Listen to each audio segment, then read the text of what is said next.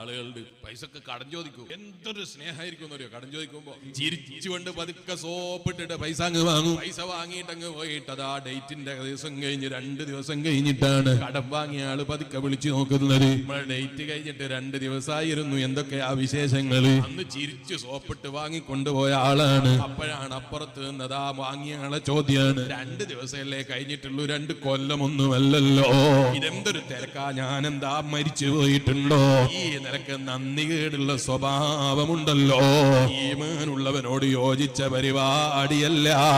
വഅദ് പാലിക്കുക എന്ന് പറയുന്നത്, കരാറ് പാലിക്കുക എന്ന് പറയുന്നത് ഈമാനുള്ള മുഅ്മിനീങ്ങളെ സ്വഭാവമാണ്. അതേ സ്ഥാനത്ത് കരാറിന്റെ വിഷയത്തിലേക്ക് ഏർപ്പെടുന്ന സമയത്ത് വെറുപ്പ് പിടിക്കുന്ന സ്വഭാവമുണ്ടല്ലോ, മുനാഫിഖീങ്ങളെ സ്വഭാവമാണെന്ന് പഠിപ്പിച്ചതാരാ? അഷ്റഫുൽ ഖൽഖ് മുഹമ്മദുർ റസൂലുള്ളാഹി സ്വല്ലല്ലാഹു അലൈഹി വസല്ലം.